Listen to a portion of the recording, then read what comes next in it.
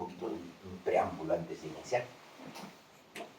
Ya hemos revisado, ¿no es cierto?, lo que son los conceptos respecto a salud mental, hemos revisado los conceptos, qué es una enfermedad mental, qué es un trastorno mental, qué es un síndrome. Hemos hablado, digamos, también del impacto respecto a la salud mental sobre el funcionamiento de los individuos. Se les ha explicado también los años de vida ajustados por discapacidad, que probablemente son bien altos en la patología psiquiátrica. Después hemos hablado de lo que es la psiquiatría, luego hemos hablado probablemente de la ciencia, ¿no?, que valga la redundancia, le dé el carácter científico a la psiquiatría, que es la psicopatología. Hemos hablado justamente de Carl Jaspers y el método fenomenológico, hemos hablado de la empatía y la observación conductual, y finalmente, en la psicopatología generalidades, hemos podido establecer cuál es la estructura del examen del estado mental, ¿correcto? Entonces, ahora, ¿qué nos toca? Nos toca cómo nosotros realizamos el diagnóstico y el tratamiento en psiquiatría primeramente, y para nuestra siguiente clase poder terminar con emergencias psiquiátricas, ¿sí? Entonces vamos a hablar de repente algunos de ustedes no me conocen, yo soy Edwin Luza Casaverde, soy médico psiquiatra, soy egresado de la facultad, tengo una maestría en salud pública y juntamente con la doctora Yasa, que ha sido también mi profesora, hemos estado ya, tenemos 2 años dictando el curso de psiquiatría. Sí, entonces vamos a hablar, como les decía, chicos, la base probablemente para poder hacer un diagnóstico en psiquiatría es netamente la entrevista clínica psiquiátrica, es decir, entrevistar a los pacientes, realizar una historia clínica psiquiátrica, poder transformar o hacer la traducción psicopatológica del reporte subjetivo que tiene el paciente hacia una terminología precisa, ¿correcto? Eso es de lo que nosotros nos vamos a encargar, de la entrevista clínica psiquiátrica. Ahora, esta entrevista clínica psiquiátrica, al igual que una historia clínica que ustedes han llevado desde semiología, va a tener apartados. Va a tener igual el apartado de filiación, ¿correcto? Luego va a tener el apartado del motivo de consulta, y lo que siempre se les recomienda es que el apartado de motivo de consulta tienen que ustedes colocar ahí lo que el paciente refiere por qué está viniendo a la evaluación. Hay que tratar de evitar utilizar tecnicismos en el motivo de consulta, ¿correcto? Después del motivo de consulta tenemos los síntomas principales y también tenemos que colocar la forma de inicio y el curso del cuadro, ¿no es cierto? Y de ahí vamos exclusivamente a describir todo el relato cronológico de la enfermedad que tiene el paciente, en lo que es la anamnesis, ¿correcto? La gran diferencia que hay probablemente con otras ramas de la medicina es que nosotros hacemos una evaluación, chicos, patobiográfica, es decir, hablamos de una psicobiografía en el paciente, ¿correcto? Recuerden eso. Después de haber descrito todo lo que ha pasado, vamos a ir, al igual que una historia clínica normal, sobre los antecedentes. Primeramente, tenemos que preguntar los antecedentes psiquiátricos, no, los antecedentes personales, disculpe. Los antecedentes personales, hablaremos de antecedentes patológicos. Recuerden, chicos, que ahora en nuestro país, por las mayores oportunidades de desarrollo, la mejora en las condiciones de vida, la esperanza de vida ha aumentado. Y al aumentar la esperanza de vida, la pirámide poblacional se ha invertido. Hay menos jóvenes y hay más adultos mayores. Y cuando hay más adultos mayores, ¿qué tipo de patologías van a predominar más?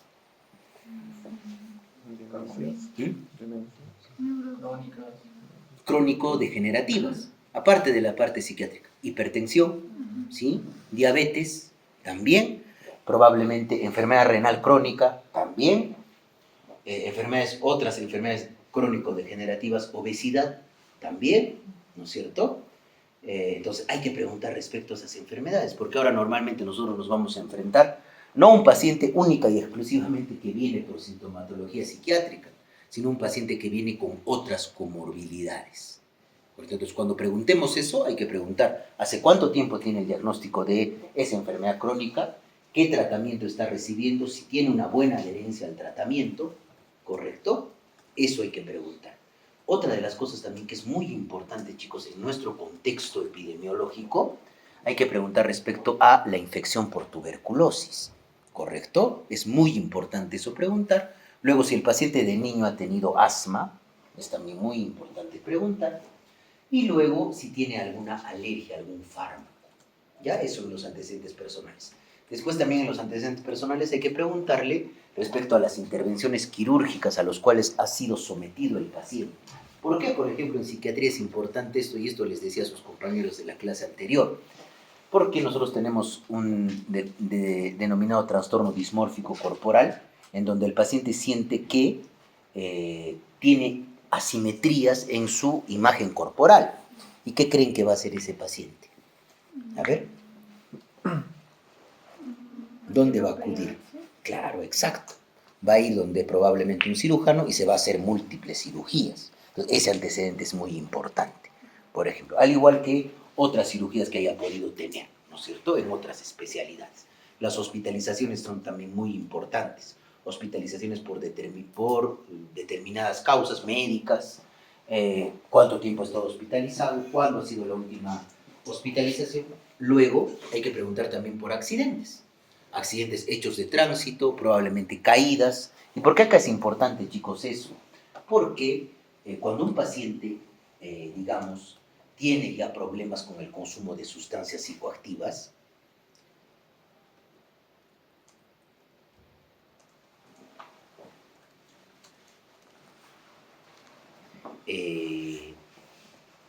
muchas veces los pacientes se exponen a situaciones de riesgo. Pueden manejar un automóvil bajo efectos del alcohol o bajo efectos de una sustancia psicoactiva. ¿Y cuál creen que va a ser el probable desenlace? Un hecho de tránsito, ¿no es cierto? Tengamos en cuenta eso también en los accidentes. Después de eso vamos a ir hacia, dentro del paciente, los hábitos nocivos. Los hábitos nocivos son muy importantes respecto, chicos, a en psiquiatría. Hay que preguntar primeramente sobre las drogas que se utilizan, las drogas legales. Nosotros conocemos que las drogas legales son el alcohol y el tabaco. Entonces, siempre, en general, para todas las sustancias, la que más se utiliza es el alcohol. Hay que preguntar primeramente la edad de inicio de consumo. Después de la edad de inicio de consumo, la frecuencia del consumo. Si consume de repente una vez a la semana, 2 veces a la semana, 3 veces a la semana o 1 o 2 veces al mes, ¿correcto? Luego hay que preguntarle el patrón de frecuencia, como les decía. Hay que preguntarle si ha desarrollado síntomas de tolerancia y abstinencia, es decir, si necesita mayor cantidad de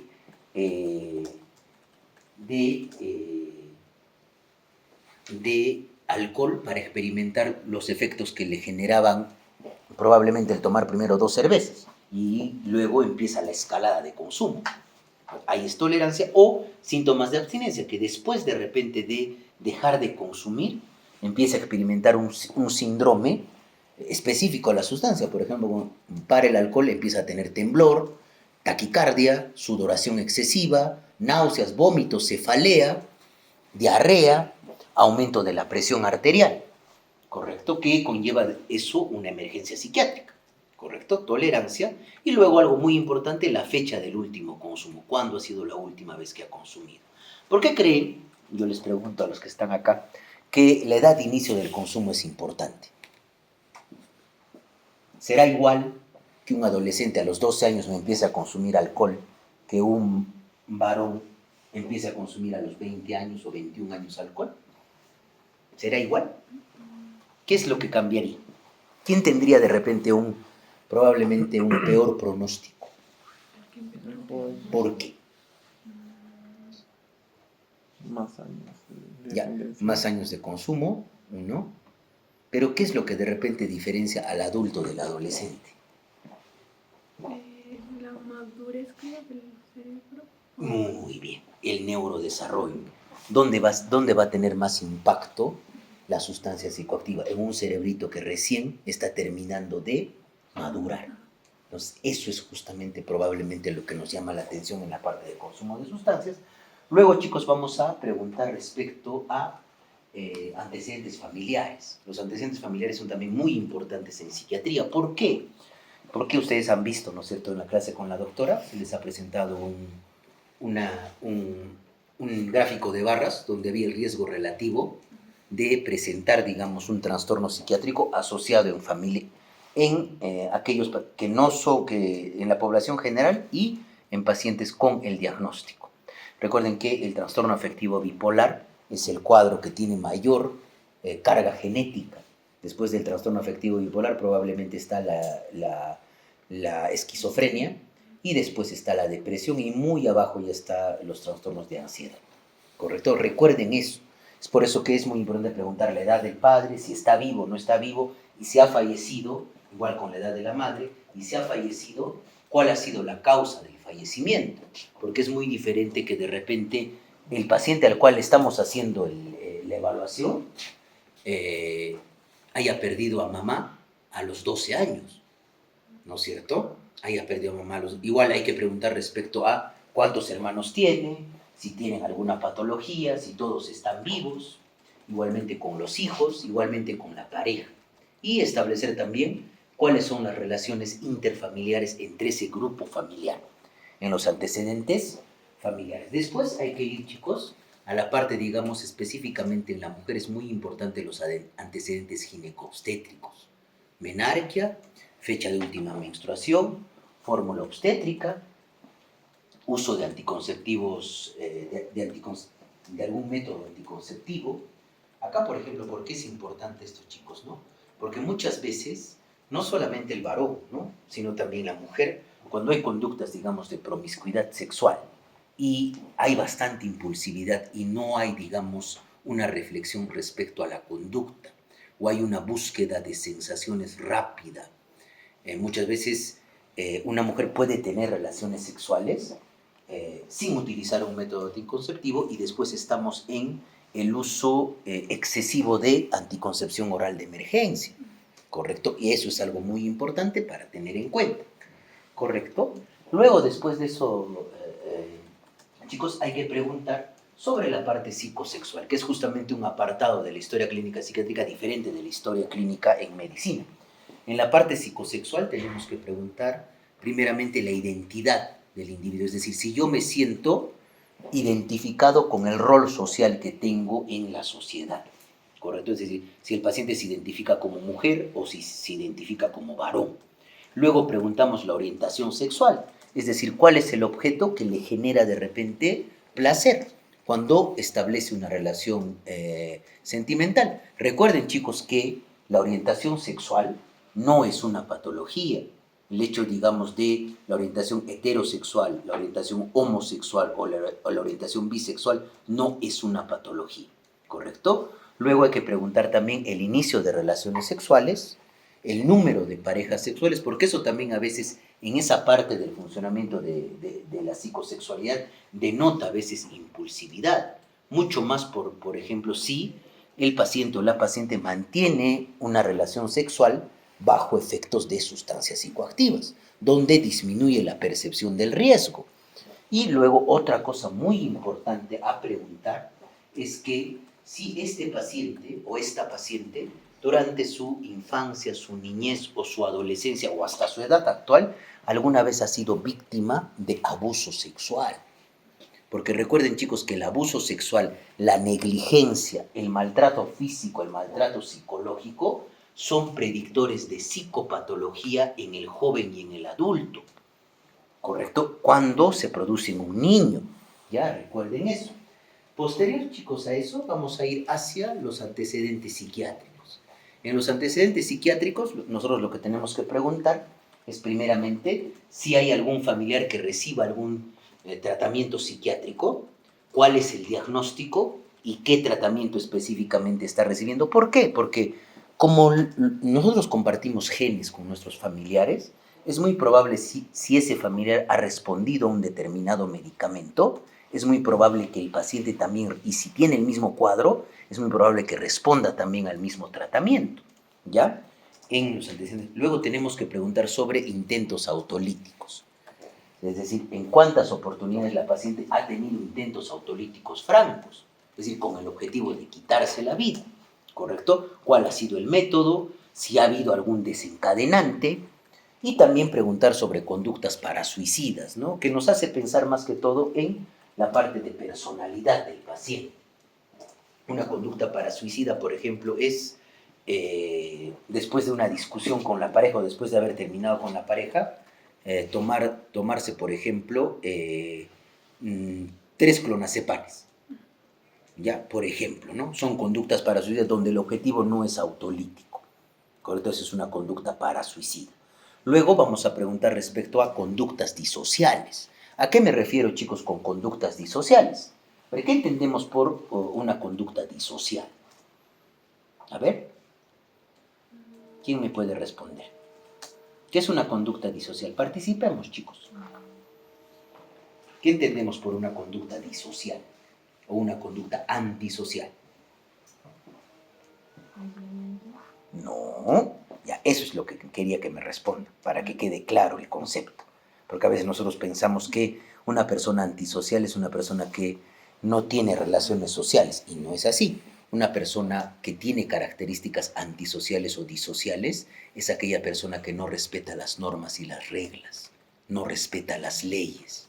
Entonces ahí hay que preguntar sobre si el paciente ha tenido probablemente, por ejemplo, alguna condena, si tiene denuncias judiciales, tiene denuncias policiales, si ha estado probablemente en algún establecimiento penitenciario purgando condena por algún delito que haya cometido. Conductas disociales. Eso es conducta disocial o conducta antisocial, ¿ya?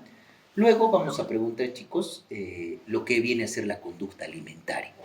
Entonces, en la conducta alimentaria tenemos que preguntar al paciente o a la paciente cómo es su relación con la comida, ¿correcto? Si probablemente en algún momento de su vida hasta su edad actual ha hecho algún tipo de dieta, ¿correcto? ¿Y cuál fue el objetivo de la dieta?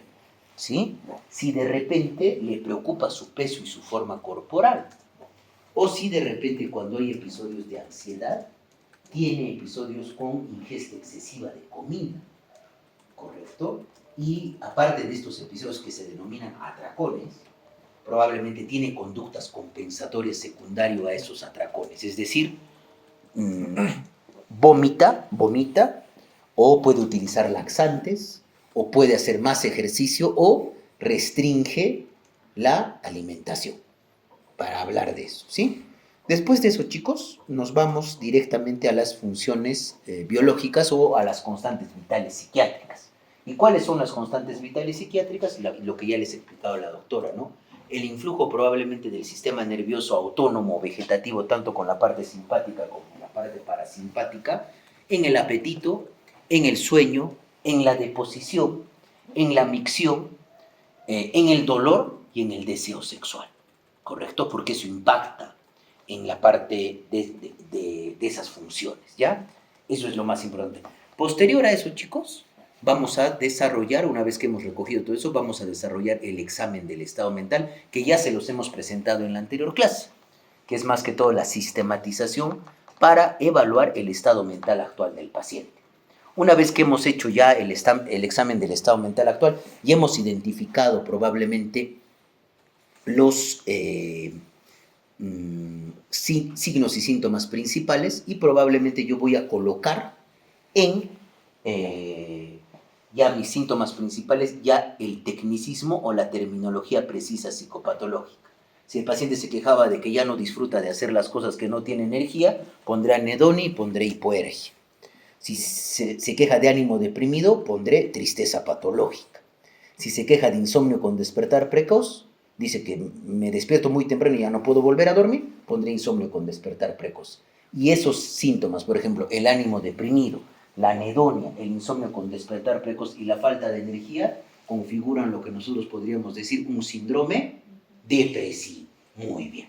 Y de ahí ya vamos a hacer la formulación del caso para establecer el diagnóstico según los criterios de clasificación, ¿sí? Entonces, eso yo quería darles ese preámbulo, porque prácticamente todo lo que les he hablado está en las diapositivas y lo vamos a desarrollar con algunos puntos específicos para poder recalcar, ¿sí? Entonces, ya les he dicho que la mejor herramienta hasta hoy en psiquiatría es la entrevista clínica psiquiátrica, que es una relación interpersonal entre el médico y su paciente, ¿correcto? Profesional. ¿Y cuál es el objetivo de la entrevista clínica psiquiátrica? 2 cosas: realizar un buen diagnóstico, y si hay un buen diagnóstico, poder hacer una buena intervención terapéutica, ¿sí? Y acá chicos, se van a empezar a aplicar técnicas y habilidades de entrevista para conocer lo que más podamos a nuestro paciente y de esa manera construir una alianza para poder establecer una estrategia de ayuda. Entonces, esta entrevista clínica psiquiátrica se va a basar en la historia clínica psiquiátrica con los apartados que les he explicado. Filiación, anamnesis, antecedentes y la exploración psicopatológica, que viene a ser lo análogo al examen físico en la medicina, ¿sí? Que viene a ser la exploración psicopatológica o examen del estado mental actual. Luego, aparte de eso, vamos a preguntar, vamos a poder solicitar algunos exámenes auxiliares, vamos a hacer la formulación del caso. Y ahora, en estas dos clases, se les va a enseñar la formulación del caso en psiquiatría. Pero la formulación del caso ya la vamos a hacer utilizando las clasificaciones actuales, ¿no? Lamentablemente en nuestro país aún la CIE 11 no se utiliza. Aún todavía vamos a utilizar la CIE 10 y es importante que me conozcan la DSM-5 Text Revised, porque los criterios que se utilizan en la DSM-5 se utilizan en investigación, ¿correcto? Recuerden por favor eso. Y al final, con todo esto, vamos a establecer un adecuado plan de tratamiento para nuestro paciente, ¿sí? Nos vamos a ir desarrollando. Al final, chicos, la entrevista clínica psiquiátrica es como si fuera un baile con nuestro paciente, en el cual nosotros, nuestros movimientos, los tenemos que sincronizar con él, ¿ya? Y va a haber principios. Primeramente, la entrevista es un acuerdo como proceso. Nosotros nos vamos a presentar, tenemos que identificar el objetivo de la valoración. Ahora, hay que saber, chicos, si ese paciente le vamos a hacer una anamnesis directa, es decir, al propio paciente, o muchas veces los pacientes que van a psiquiatría no acuden por voluntad propia. Entonces van con un familiar, están reticentes y tengo que hacer una anamnesis indirecta al familiar, ¿correcto? Y luego registrar también si el paciente está viniendo de manera voluntaria o de manera involuntaria. Otra de las cosas muy importantes, chicos, es que tiene que haber un adecuado entorno de privacidad y además nosotros como médicos tenemos que indicarle al paciente que hay una confidencialidad para poder explicar sus datos. Nosotros no vamos a decirle, digamos, a el tío de tercer grado que viene a ver al paciente cuando está mamá y papá, yo no le voy a informar a él respecto al diagnóstico. Tengo que informar a los familiares directos. E igualmente, la confidencialidad se puede romper, chicos, cuando el paciente tiene ideas autolíticas o tiene ideas homicidas. Ahí sí se puede romper la confidencialidad, ¿ya? Respeto y consideración, por supuesto, porque al inicio, cuando nosotros hagamos la entrevista clínica, en la misma entrevista va a reducir los niveles de ansiedad de nuestro paciente y lo mismo, ¿no? Al ser respetuosos y considerados con nuestro paciente, el paciente, chicos, se va a dar cuenta que no es algo del otro mundo ir donde un psiquiatra, cosa que todavía en nuestra sociedad hay un poco de estigmatización respecto a eso, ¿sí? Y algo muy importante, a partir de la empatía, es decir, esa capacidad de ponerme en los zapatos cognitivos, emocionales y conductuales del paciente, voy a poder establecer una adecuada alianza terapéutica. Y la alianza terapéutica, chicos, va a permitir que el paciente confíe en su médico y probablemente se adhiera al tratamiento, que es lo que nosotros buscamos, ¿sí? Y finalmente, la relación médico-paciente, y esto les decía a sus compañeros, probablemente la relación médico-paciente es el pilar fundamental de la medicina clínica. Porque si no hay una buena relación médico-paciente, ese paciente nunca va a regresar al consultorio. Por más que el médico sea un erudito en su tema, ¿correcto? Si no hay una buena relación médico-paciente. Y ahora probablemente, si ustedes se han dado cuenta, la misma medicina, chicos, se ha deshumanizado. ¿Por qué? Porque va el paciente y muchas veces dice, ¿no? El doctor ni siquiera me ha escuchado. El doctor se dedica más a estar en la computadora escribiendo lo que yo le estoy diciendo y ni siquiera me ha explicado por qué me ha dado este medicamento, por qué me está pidiendo estos análisis. O muchas veces lo de repente lamentable, y sucede en psiquiatría, chicos, ¿no? El psiquiatra no le da el diagnóstico al paciente. O simplemente le dice, tienes ansiedad y tienes depresión. ¿Y la ansiedad y la depresión es un diagnóstico? No es un diagnóstico, son síntomas. ¿Correcto? Entonces, frente a eso, nuestro objetivo, chicos, es que no perdamos Y nunca se olviden, ¿no?, que la relación médico-paciente es el pilar fundamental de la medicina clínica, ¿sí? Y la evaluación tiene que estar centrada en el paciente. Y el paciente se tiene que dar cuenta que el médico está interesado en lo que le está pasando, ¿correcto? Entonces, dentro de los principios generales, muchas veces, chicos, la mayoría de la actividad mental que experimenta un paciente está fuera de su estado de vigilia consciente. Entonces, acá hay dos conceptos que no me gusta probablemente enseñarles, pero la parte de la literatura los habla, ¿no? Son conceptos psicodinámicos, que es la transferencia y la contratransferencia. ¿A qué se rige esto en términos, digamos, simples?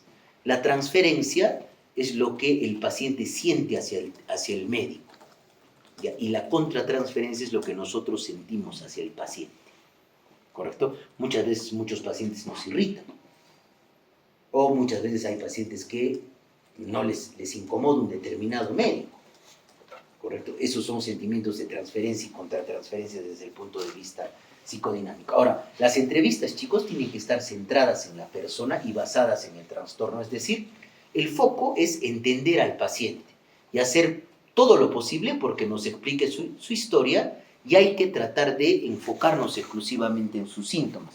Al inicio haremos preguntas abiertas para que el paciente se explaye, y después iremos dirigiendo el interrogatorio para buscar lo que pretendemos encontrar, ¿correcto? Y seguridad y comodidad, ambos, ¿no es cierto?, tanto médico como paciente, se tiene que realizar la evaluación en un entorno seguro, que tenga seguridad física, y ambos tienen que estar cómodos. Y esto, por ejemplo, yo les digo, ¿no?, muchas veces en el Hospital Honorio de Lava, donde yo trabajo, no se respeta justamente esto, ni la privacidad del paciente, porque ustedes conocen emergencia del Honorio Delgado, ¿sí? En el pasillo hay una paciente o un paciente que ha intentado suicidarse, y nos hacen una interconsulta de psiquiatría de enlace. Yo le pregunto aspectos muy personales en un lugar donde hay más personas. ¿Eso es adecuado para el paciente? No.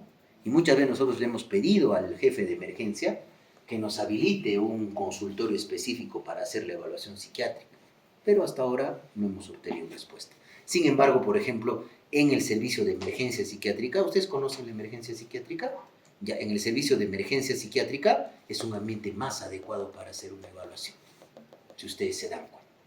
Y siempre es muy importante, chicos, esto, ¿no?, darle el diagnóstico al paciente y la duración y el número de sesiones. Normalmente la norma que dice, chicos, que una entrevista clínica inicial tiene que durar entre 45 a 90 minutos, pero eso probablemente en consulta externa.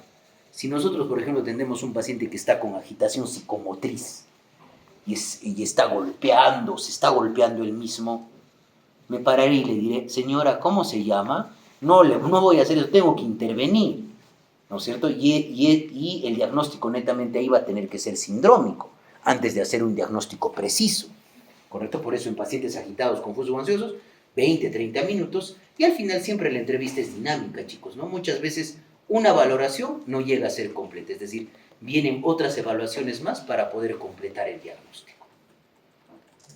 Y debemos entender, chicos, de la manera más clara posible, cuál es el motivo de evaluación. Por eso al inicio es útil preguntarnos, chicos, ¿por qué estamos viendo al paciente? ¿Qué vamos a valorar hoy? ¿Qué necesitamos concretar en esta sesión?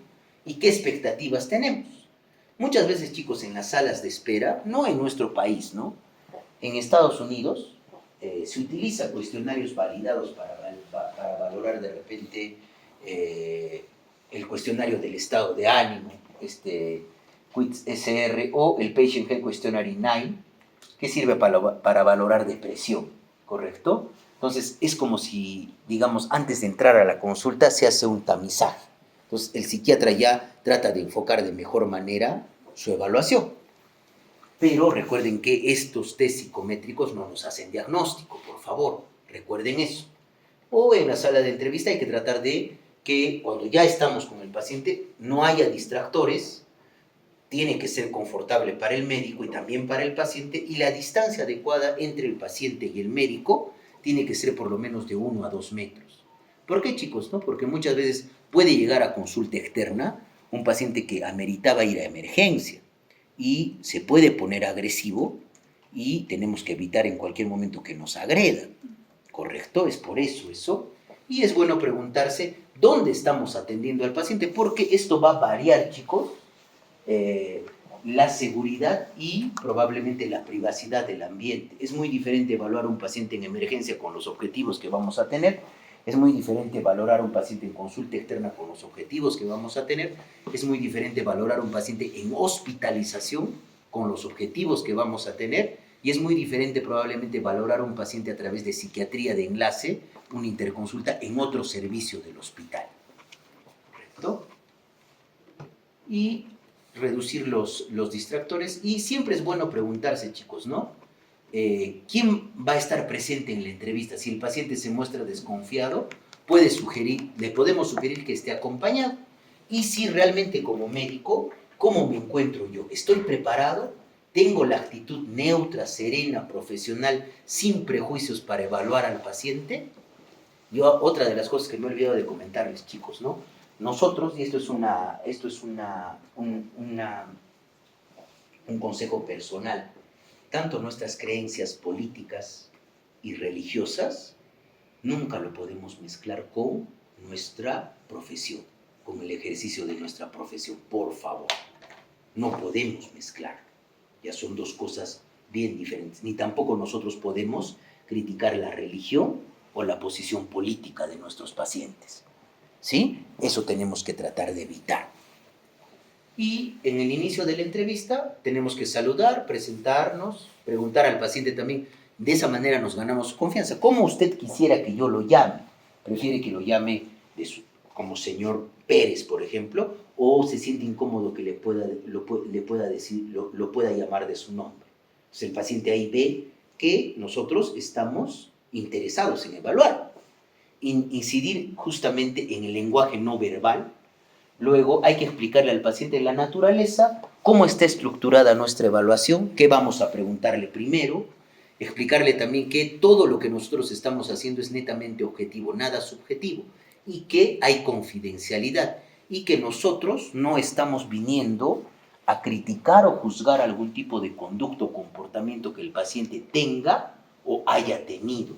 Y si en algún momento de la entrevista el paciente se siente incómodo con alguna de las preguntas que yo le pueda realizar, está en todo su derecho de no responder. ¿Ya? Y finalmente vamos a preguntar primeramente con preguntas abiertas, ¿no? Para dejar que el paciente se explaye. ¿Por qué no empieza por decirme la razón que lo ha motivado a venir a consulta? ¿O cuál es el motivo que el día de hoy usted esté en el consultorio? ¿Qué es lo que le ha sucedido? Entonces el paciente va a empezar a explicar, ¿no? Entonces, primeramente, son preguntas abiertas donde obtenemos la versión del paciente respecto a su salud y enfermedad. Por ejemplo, una pregunta abierta es, hábleme de su dolor. Y una pregunta cerrada sería especificar ese dolor. ¿Su dolor es de inicio reciente o ya previamente lo ha tenido? Entonces, miren, dense cuenta, esto es un esquemita para poder ver cómo vamos desde preguntas abiertas respecto al tema a tratar para llegar a una pregunta cerrada y englobar todo lo que queremos preguntar, ¿sí? Y ahora vamos a ir a la historia clínica psiquiátrica. Entonces, la historia clínica psiquiátrica, chicos, es un documento médico, legal, es también estadístico, ¿correcto? Y viene a ser el relato escrito o electrónico de la enfermedad del paciente. Y tiene estos apartados, ¿no? Filiación, anamnesis, antecedentes, examen del estado mental, el examen físico preferencial, los exámenes auxiliares, la formulación del caso utilizando es decir, el diagnóstico utilizando los criterios diagnósticos y el plan del tratamiento. Ahora, lo ideal, chicos, es cuando recolectemos datos, es tratar de hacerlo de manera sistemática y de la manera más completa posible, fluida, natural y también limitada al tiempo disponible. Como yo les decía, ¿no? En emergencia yo no voy a tratar de hacer un diagnóstico preciso. El diagnóstico en emergencia va a ser netamente sindrómico, porque ahí lo que necesita el paciente es solucionar la emergencia en ese momento, ¿correcto? Y hay que recoger de manera integral la perspectiva del paciente sobre lo que le está sucediendo, es decir, sus ideas, sus temores, sus sentimientos, sus expectativas, así como también las expectativas del médico. Entonces, al final, ¿cuál va a ser el objetivo? Vamos a encontrar un constructo teórico que nos va a permitir explicar y dar un abordaje terapéutico adecuado para nuestro paciente. ¿Sí? Entonces, acá tenemos la afiliación con las características que probablemente ustedes tienen en una afiliación en una historia clínica normal. Nombre, edad, el estado civil, escolaridad, la ocupación, la religión, la persona responsable, la persona que elabora la historia clínica. Y luego vamos al motivo de consulta. Recuerden, chicos, que el motivo de consulta, como les he explicado, hay que tratar de evitar tecnicismos. Hay que poner lo que el paciente les está refiriendo. Si el paciente viene, paciente refiere que consume excesivamente alcohol y esto le ha generado problemas con su pareja. Eso colocamos en el motivo de consulta. ¿Sí?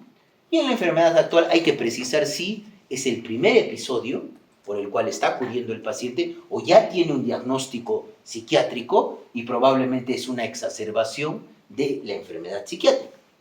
Y luego hay que ver si el paciente es el que nos da los datos, eso es una anamnesis directa, o si un familiar es el que me da los datos, esa es una anamnesis indirecta. Y cuando hay una anamnesis indirecta hay que registrar qué familiares, el grado de consanguinidad, así como también su documento de identidad.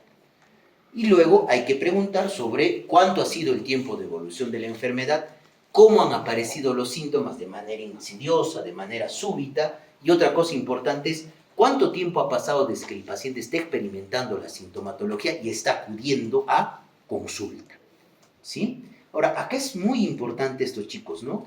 ¿Qué ha hecho el paciente previamente para tratar de solucionar sus síntomas y experiencias previas con servicios de salud mental? Y esto es muy importante, chicos, ¿no? Porque muchas veces, primeramente, muchos de mis colegas no les dan el diagnóstico al paciente. Lo que les decía, les dicen simplemente, usted tiene ansiedad y depresión, o usted tiene depresión, pero ¿qué tipo de depresión? ¿Es un trastorno depresivo único? ¿Es un trastorno depresivo recurrente? ¿Es un trastorno depresivo dentro de un espectro bipolar? Ni tampoco el paciente le explican cuánto tiempo va a tomar el tratamiento, ni tampoco le explican probablemente al inicio del tratamiento qué efectos adversos puede experimentar o cuánto tiempo va a necesitar del tratamiento para evitar las recaídas, ¿correcto? Entonces, eso es algo que no debería pasar, idealmente, chicos. Y en general, en toda la medicina, ¿no es cierto? O probablemente hay algunos colegas psicólogos que, sabiendo que ese paciente se va a beneficiar mucho más de una intervención psicofarmacológica, persisten dando psicoterapia. O probablemente aumentan, digamos, el estigma hacia la psiquiatría, indicándole muchas veces al paciente de que si vas a ir al psiquiatra te va a recetar medicamentos de los cuales te vas a volver dependiente, cosa que no es cierta, ¿correcto? Y luego describir de forma cronológica los hechos ocurridos, los síntomas que han aparecido, la evolución y también la existencia de factores estresores. ¿Sí? Y hay que ver, justamente lo que les decía, consultas previas por psicología, psiquiatría y hospitalizaciones, y es preciso preguntar, por ejemplo, ¿no? Si ha tenido evaluaciones por psicología, ¿qué diagnóstico? Probablemente, aunque el psicólogo no está en la capacidad de dar diagnósticos, ¿qué diagnóstico le ha podido dar el psicólogo y qué intervención psicoterapéutica le ha hecho? ¿Cuántas sesiones le ha hecho? Muchas veces los psicólogos no les explican eso a los pacientes, ¿correcto? Y en la parte farmacológica, si ha recibido tratamiento por farmacología por un psiquiatra, ¿qué diagnóstico le ha dado? ¿Qué medicamentos le ha dado? ¿Por cuánto tiempo lo ha tomado? ¿En qué dosis? Y si le ha generado efectos adversos, ¿correcto?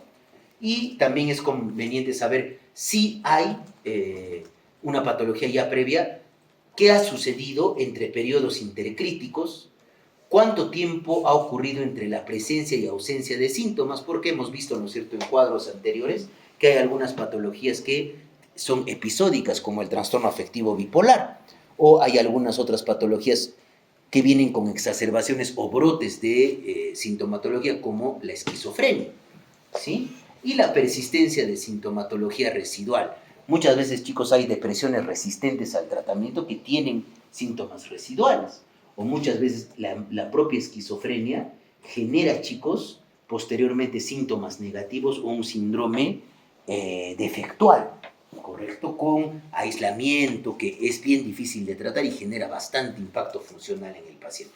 Ahora, nosotros como médicos tenemos que conocer de manera adecuada cuáles son los factores de riesgo, cuáles van a ser probablemente los factores desencadenantes, ¿correcto? O precipitantes, y cuáles son los factores de mantenimiento para una determinada patología, ¿correcto? Y esto lo vamos a hacer en la formulación del caso. Se van a dar cuenta que vamos a hacer un cuadrito de 3×3.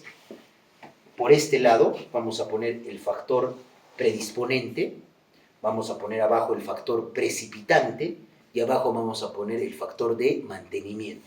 Y a este lado, respetando nuestro modelo biológico, psicológico y social, vamos a poner factores biológicos, factores psicológicos y factores sociales. Y de esa manera se hace una adecuada formulación del caso en psiquiatría, ¿sí? Y una vez recolectados los datos de la enfermedad actual, procedemos a colocar ya con nomenclatura psicopatológica los síntomas principales, que idealmente no deben ser más de 4, ¿correcto? Y acá, en los antecedentes personales, hay que consignar lo que les había explicado, los antecedentes clínicos, patológicos, enfermedades crónicas, hospitalizaciones, intervenciones quirúrgicas, tóxico-alérgicos, consumo de sustancias, como les he dicho, edad de inicio, frecuencia, vía de administración, si ha desarrollado tolerancia, si ha desarrollado abstinencia, cuándo ha sido la última vez que ha consumido, y en una mujer, los antecedentes gineco-obstétricos, ¿no? La menarquia, los métodos de planificación familiar, las reacciones al uso de anovulatorios, la fórmula obstétrica, y esto es también algo muy importante, chicos, porque en el embarazo, el puerperio y la menopausia son periodos del ciclo vital de la mujer con bastante riesgo de desarrollo de patología psiquiátrica. Tengan en cuenta eso, por favor, ¿sí? Y acá tenemos, por ejemplo, en los antecedentes psicosexuales lo que les he explicado: identidad y orientación sexual, la edad de inicio de relaciones sexuales, número de parejas sexuales, métodos anticonceptivos utilizados, abuso sexual como predictor de psicopatología, los antecedentes psiquiátricos familiares, qué patología tiene, si ha recibido, qué diagnóstico tiene, qué tratamiento ha recibido, los intentos autolíticos, número de intentos, las conductas parasuicidas. Después de repente de una discusión con el papá, la paciente se hace 2 cortes con el objetivo de descargar, digamos, esa intolerancia al malestar que tiene por la baja tolerancia a la frustración, ¿correcto? Y las conductas disociales, la falta de respeto por normas y reglas, si hay denuncias, si hay estancia penitenciaria, si hay denuncias policiales, judiciales, la conducta alimentaria, la relación de la paciente con la comida, la relación con su dieta, el ejercicio excesivo y la presencia de atracones de comida y la preocupación excesiva por el peso y la forma corporal, ¿correcto? Y acá tenemos, por ejemplo, algunas preguntas específicas para la parte psicosexual, que, por supuesto, chicos, esto lo vamos a desarrollar cuando hagamos trastornos psicosexuales en nuestra tercera fase. Acá, por ejemplo, están las fases de la respuesta sexual: deseo, excitación, orgasmo, resolución, ¿sí? Y luego, algo importante ya para terminar, chicos, es la personalidad. Y esto quiero que recuerden, ¿no? Siempre a mis alumnos les digo eso. Así como nosotros tenemos un sistema inmunitario, ¿no es cierto?, que nos protege de las infecciones, ¿no es cierto?, el análogo del sistema inmunitario en la parte de psiquiatría es la personalidad. O sea, la personalidad, chicos, nos permite y nos protege probablemente de desarrollar algún tipo de trastorno psiquiátrico, porque la personalidad nos va a dar probablemente esos recursos para afrontar de una manera adaptativa los estresores normales de la vida. La personalidad es un conjunto de características que van a permitirnos destacar como personas, es decir, es la manera como pensamos, sentimos, nos relacionamos con las demás personas y controlamos nuestra impulsividad. Entonces, ¿cómo reaccionamos frente a otros individuos? Una de las características propias de una personalidad normal es la flexibilidad cognitiva, poder cambiar de pensamiento de acuerdo a los eventos que puedan suceder, cómo el paciente interpreta la realidad y reacciona entre los estímulos que lo rodea, y la capacidad para tomar decisiones y el razonamiento. Y también, chicos, la capacidad para poder aprender de la experiencia. Muchas veces los pacientes con trastornos de personalidad no aprenden de la experiencia. Por ejemplo, es un paciente que los fines de semana sale a consumir alcohol y más de 20 veces lo han asaltado y le han robado todo, pero persiste en el consumo de alcohol, no está aprendiendo de la experiencia, ¿correcto? Y para conocer la personalidad, ¿qué vamos a identificar? Factores estresantes en la vida del individuo y cómo ha respondido frente a estos factores estresantes, ¿correcto? Y acá hay que evaluar relaciones familiares, laborales y sociales, cómo se lleva con su familia, cómo se lleva con sus compañeros de trabajo, qué actividades en intereses recreativos, cómo maneja su tiempo libre, qué motivaciones intelectuales tiene y cómo se adapta a las reglas sociales del entorno. Y en los antecedentes familiares, preguntar sobre edad de padres, ocupación de los mismos, el estado de salud, igualmente con hermanos, con hijos, la pareja, y hay que tratar de detallar cómo es la relación con su sistema familiar. Y finalmente, miren, el análogo al examen del físico es realizar el examen del estado mental actual. Y permite detectar los síntomas. Y recuerden, por favor, esto, y esto yo les pregunto en el examen. Viene a ser, el examen del estado mental es la evaluación transversal en el aquí y en el ahora de el estado mental del paciente, ¿correcto? Y tiene estos apartados que les he explicado, ¿no? Aspecto, apariencia, psicomotricidad, lenguaje con sus cualidades, afecto con sus cualidades, el pensamiento con el curso, forma o proceso del pensamiento, el contenido, algo que me había olvidado de describir, la capacidad abstractiva, es decir, la capacidad que tiene el paciente de poder interpretar refranes o establecer semejanzas, ¿sí? La sensopercepción y la evaluación de la cognición con conciencia, atención, concentración, memoria, orientación, inteligencia, juicio e introspección. Y luego las constantes vitales psiquiátricas: apetito, sueño, heces de posición, orina y deseo sexual y dolor. ¿Correcto? Y esto, chicos, es netamente, esto es del 2025, para que se guíen, ¿no es cierto? Esto yo no les voy a tomar, pues, porque ya tenemos una estructura de nuestro estado, de nuestro examen del estado mental y hemos desarrollado en la anterior clase qué alteraciones hay. Esto es de un libro del 2025 que es muy similar a lo que hemos hecho, ¿sí? Y una de las cosas, chicos, que tenemos que descartar, esto ya para terminar, ¿sí? Es que siempre antes, chicos, de poder establecer y pensar qué es un diagnóstico psiquiátrico, tenemos que descartar una patología orgánica y siempre tenemos que hacer un examen físico preferencial. Entonces, hay que hacer una valoración cardíaca, respiratoria, gastrointestinal y neurológica, registrar las constantes vitales: frecuencia cardíaca, presión arterial, saturación de oxígeno, frecuencia respiratoria, temperatura, peso, talla e índice de masa corporal. Lo primero, chicos, es descartar una patología orgánica, concretar las posibles complicaciones derivadas del trastorno mental. ¿Por qué, chicos? Porque nuestros pacientes con diagnósticos psiquiátricos reciben antipsicóticos de segunda generación y los antipsicóticos de segunda generación incrementan el desarrollo de síndrome metabólico, ¿correcto? O igual, el impacto de la desnutrición, de la malnutrición en la salud física de una paciente con trastorno de conducta alimentaria. Y también preguntar respecto a qué efectos secundarios está recibiendo respecto al tratamiento actual. Ahora, ¿qué relaciones hay entre patologías médicas y mentales? Muchas veces, por ejemplo, una enfermedad médica puede acompañarse de síntomas mentales o de síntomas psiquiátricos. Un lupus eritematoso sistémico con síntomas neuropsiquiátricos puede traer eso. Un hipertiroidismo, también un tumor cerebral, igual. Ahora, la enfermedad médica provoca una respuesta adaptativa, ¿no es cierto?, con síntomas psicológicos. Muchas veces, por ejemplo, un paciente que recientemente es diagnosticado de una leucemia, probablemente va a poder desarrollar un trastorno adaptativo, la preocupación por su propia vida, ¿sí? Ahora, la enfermedad mental puede predisponer para que el paciente pueda desarrollar patologías médicas. Es ya sabido, chicos, que, por ejemplo, la depresión no tratada es un factor de riesgo para el desarrollo de infarto agudo de miocardio.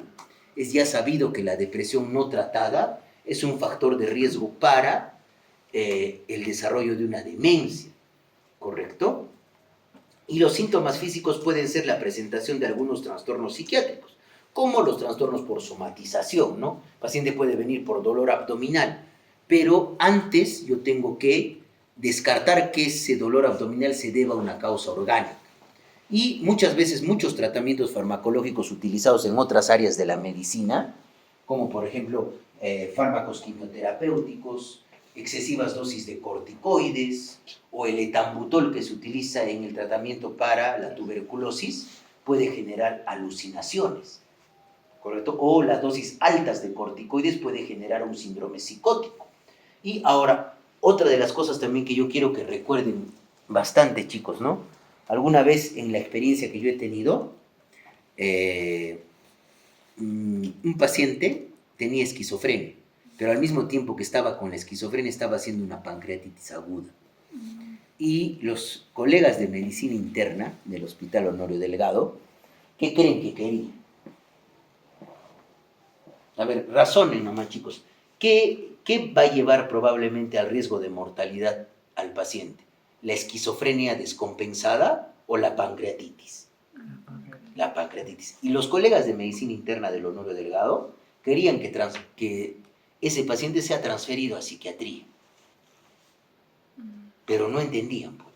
O sea, el hecho de tener una patología psiquiátrica me exime de poder desarrollar una apendicitis, me exime de poder desarrollar una colecistitis, me exime de poder desarrollar un accidente cerebrovascular.